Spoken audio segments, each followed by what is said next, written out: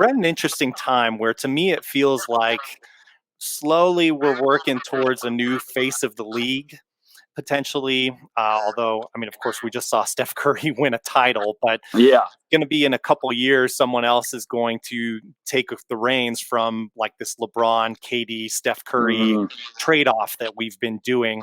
How do you feel about the talent pool in the NBA, and in terms of the depth of talent where we are as far as the league goes? And then we can talk about, the league itself and the health of the Yeah. league. I look at the NBA right now, and you look at the young talent the NBA has.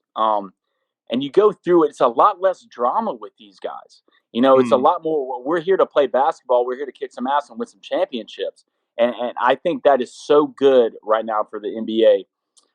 Like the Ja Morants and just these guys who are just all business, and no bull. Giannis, And I yeah. think the NBA has kind of fallen in that trap a little bit early. With LeBron and KD, everything's so dramatic. It feels like I'm watching a drama, not watching basketball.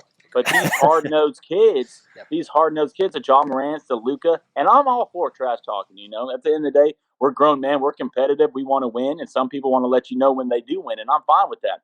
But all this drama that's surrounded behind it's scary for the NBA. And the NBA, at the end of the day, people will think they care about this, they care about that. I promise you, one thing they care about the most is ratings and what they feel about it. And you saw that kind of with the playoffs a little bit. You didn't get as much of a political agenda in the playoffs to trying to push people a certain way. So I think the NBA right now in the next 3 to 4 years is in a great spot with the young cats they got running around, because to me it's less drama and it's more ball. And that's what I want as a fan. I don't care about if you're on the left or you're on the right. If you believe in this, you believe in that. I care if you're a good basketball player. You can put it in the hoop, and at the end of the day, that's what people want to see, and that's going to get more eyes on the TV. So I feel like the NBA kind of learned their mistake. They saw it from their ratings when they dropped so low. But I'm excited about this young core of talent, man. They're so fun to watch, and it's only going to get better. Yeah, I mean, looking at that young pool of talent, I mean, one thing that we've talked about on the show is, Luka potentially being one of those players taking over the reins. You'd think with his level of talent, he's going to have to be one of those players taking over the reins. Do you see the charisma, the star potential there as well with this young pool of talent to be, maybe not exactly in line with a LeBron or KD, but close to their meteoric rise to stardom? Yeah, I do. And you look, the thing about Luca is this. I think Luca right now realistically could be the best player in the NBA, or at least top three. I feel like he's just he's on another level. That dude is a witch of the highest art. But you go through, and I think the best thing right now for the NBA is to really look at it. The quicker we could stop talking about Kevin Durant, the quicker we can stop talking about LeBron James, everything off the court, it will be a quicker resolve for the NBA to get in a better reins. I'm trying to go through all the young talent realistically in my head. I mean, you got Luca. I mean, you got Ja Morant. I don't know why I'm blanking on some other guys, but Giannis. Yeah, And Giannis is a perfect picture of a guy who's done it the right way. Won a championship. Well, first of all, the strides he made in such short time is insane. Won a championship. He could have bounced on Milwaukee when they weren't doing great. He stuck with them, treated them as a hometown, homegrown team, and look where he is now. And Giannis is all about basketball. That's what Giannis cares about. And you see that with this young core, man. And it's so good. So I'm a huge LeBron fan. I've always been a huge LeBron fan. I was the kid in the driveway, counting down the score, the shot clock, 5, 4, 3. LeBron James puts it up and scores. And what he's done on the court, to me, is second to none, just the longevity of this guy. But I still think, the quicker they can get past that, the quicker this new crop can keep rising. We'll get to the point where people enjoy watching the NBA again. And I think the NBA needs to care more about the regular season. I think the regular season should shrink a little bit, because you see the injuries that just start to stack up during the regular season. It makes games hard to watch. So I think they make the regular season matter a little bit more. People stay healthy a little bit more. I'm a physical guy. I like physical basketball. So the refereeing, in my opinion, is one of the worst refereeing in all of sports. I couldn't tell you really what a foul was. I can't tell you what a charge is, or I can't tell you what a block is, and I don't think they know it either. So there's certain aspects of the game that need to get cleaned up, but I do think shrinking the regular season somewhat a little bit will help. Because at the end of the day, they want to see stars on the court, and if the stars aren't on the court, I mean, are they really watching? In terms of the relationship with the fans, one thing that I would critique the NBA, and of course, all three of us here, I think it's safe to say, love the NBA. This podcast is called Yeah, absolutely. Hoopsology, safe space.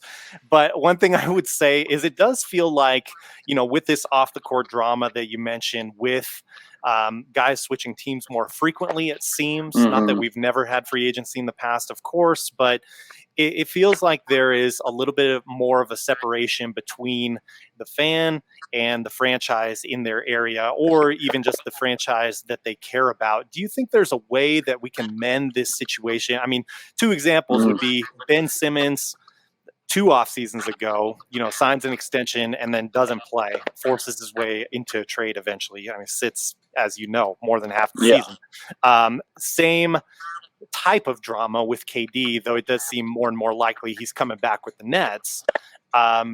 Is there a way, something they can do in collective bargaining or otherwise to sort of mend this? I don't know. That's a great question. I really don't know because the players are holding a lot of power, especially when you get in that top 10 of players. The thing about Kevin Durant is an absolute freak. I mean, you don't see I don't know when he landed on this planet, but when he did, he's changed the game of basketball. I mean, you don't see guys that big, 6'10", 6'11", who can play 1 through 5.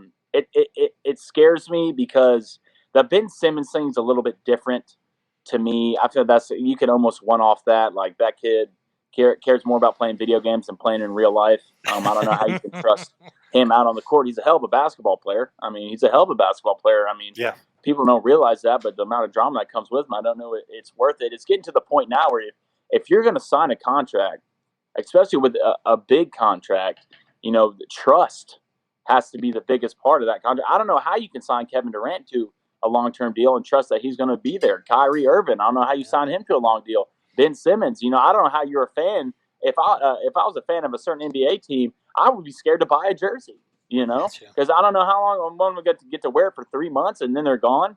So I don't know how they're going to do it, but it needs to get fixed. Because every time I look up, someone's going somewhere who shouldn't have went there. He's supposed to be here, and it's getting to a point where if I'm a fan of a team and we sign a guy and then lose him just after one season, what am I supposed to do?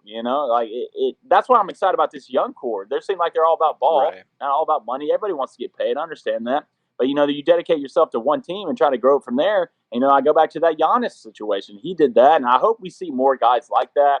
Because I'm sick of the every year one-off going off here to try to win a championship here.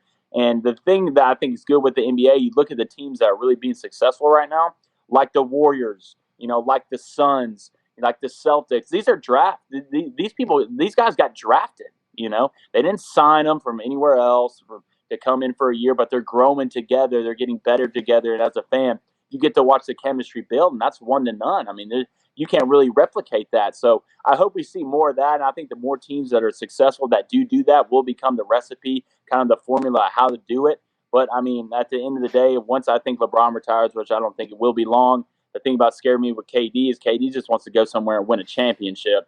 So he's going to either pick the Warriors or the Heat or the Suns or something like that. So, I think it goes back to this young group of talent caring more about basketball and not what it says on the front of the jersey. Well, it's scary because I think you brought up a point about it's all about money, and I somewhat disagree. And I think it's in a darker tune, especially with Kevin Durant. I wish it was about money because I think the way the league is incenting players to stay, and they're rewarded with the supermax. Kevin Durant just wants to leave. I mean, I don't really know what this guy's motive is, especially in a situation with Golden State where that was a perfect situation. He was winning titles. It seems like Steph Curry was willing to sacrifice for him, and he wanted to leave, and he wanted the spotlight. And now he's in a much worse situation, and now it's just like I don't really know what this guy wants. Like I don't really. He's unpredictable. Like I have no clue. I don't think Kevin. I don't think Kevin knows what he wants. Yep. Because I mean, you go through his career. I mean, this guy's slowly turned into a poison in a locker room. It's not about the team. It's about Kevin Durant. If I can't win a championship here, I'll go here. And he wins a championship and still decides to leave. If it's not all about Kevin, if his name's not always in the spotlight, he doesn't want to stay. And it's so confusing to me because you go back and you look at the Thunder when he was there with Russell and James, and they did well for a couple years. then he bounced there, and just from there on, man, I don't know what happened if a switch flipped in his head, but it became all about Kevin Durant. And people are going to look back on his career and say, wow, he could have done a lot more because he joined a Warriors team, that could have won it without him, did win it without him.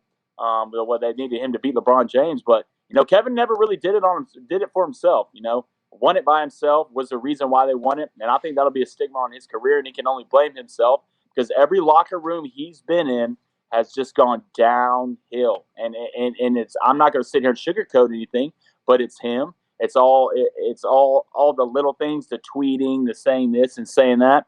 And I'm all for burner being accounts. your teammates, getting your teammates better, making burners. Like, at some point, man, you got to look in the mirror, and people are going to remember Kevin Durant as a career that should have been a lot more successful than it actually was.